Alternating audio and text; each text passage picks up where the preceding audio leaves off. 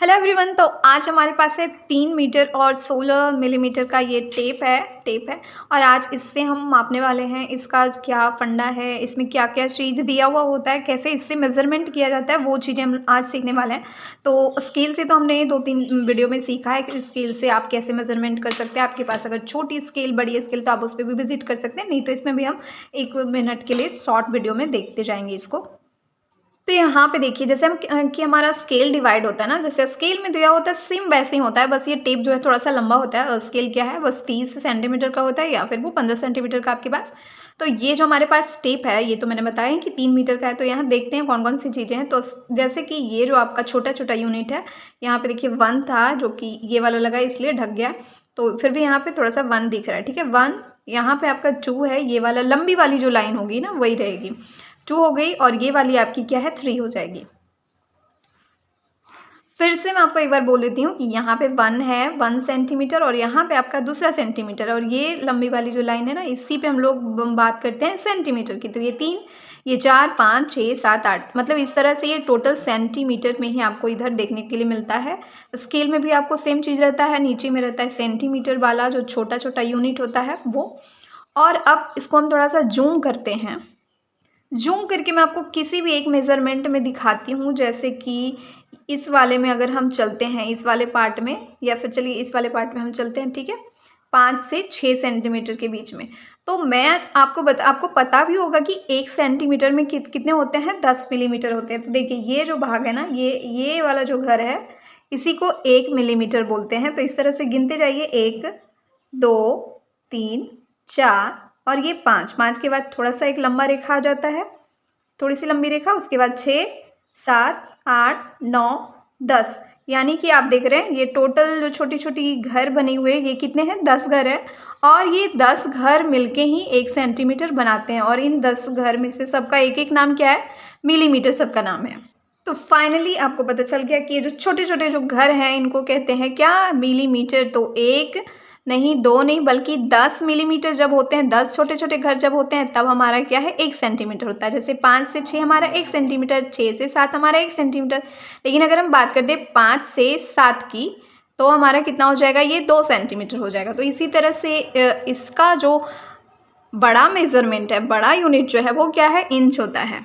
थोड़ी सी बात हम इंच पे अगर कर लें तो देखिए यहाँ पे कितना है आपका 2 सेंटीमीटर यहाँ पे कंप्लीट होता है ना।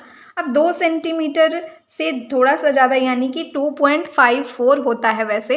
तो इसके सामने या इससे थोड़ा सा दूर में देखिए आप, जो ये लंबी वाली जो लाइन देख रहे हैं, ये लंबी वाली लाइन ये है आपका 1 इंच। ऐसे ही आपको स्केल पे भी रहता है, ऊपर में जो बड़ा बड़ा यूनिट होता है, बड़ा बड़ा गैप वाला, उसको इंच बोलते हैं। तो यहाँ से यहाँ तक आपका 1 इंच हो गया, ठीक है। इसके बाद यहाँ से यहाँ तक भी आपका 1 इंच ही है जब आप दोनों की मापते हैं तो। लेकिन जब आप यहाँ से यहाँ तक मापते हैं तो हो जाता है आपका कितना, 2 इंच ये हो गया।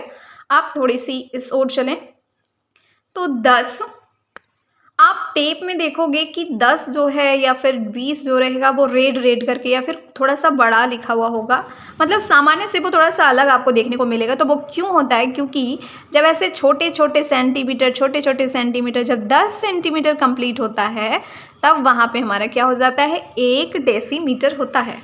यानी कि आप देखिए यहाँ से लेकर के यहाँ तक जब आप आ जाते हैं बिल्कुल 10 सेंटीमीटर तक जब आप आ जाते हैं तब आपका क्या हो जाता है, वो बन जाता है आपका 1 डेसीमीटर। और आप उसको लिखेंगे 1 डीएम, शॉर्ट में अगर लिखना है हमें तो 1 डीएम लिख देते हैं हम लोग। फिर अगर यहाँ से हम आ जाए, यहाँ से आगे बढ़ते हम यहाँ 20 पे स्टॉप करते हैं, ठीक है 20 सेंटीमीटर पे, तो क्या हो जाएगा 2 डीएम यानी कि 2 डेसीमीटर। और ये जो छोटे छोटे घर होते हैं इसको क्या बोलते हैं, तो 10 मिलीमीटर।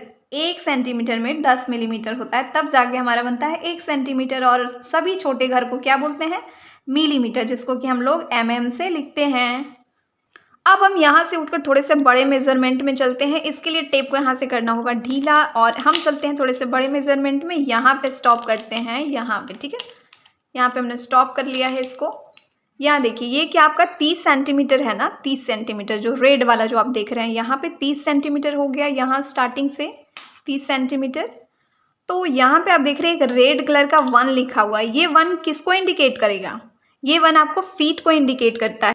यानी कि यहाँ पे आपका फीट हो जाता है, जो कि आपका 30 सेंटीमीटर से थोड़ा ज़्यादा है, यानी कि यहाँ पे कितना हम लोग बोलेंगे कि 5 है ना, तो यहाँ पे 30.48 सेंटीमीटर, मतलब इसके थोड़ा सा पहले ही है, तो 48 तो लगभग 50 के ही बराबर में आ जाएगा।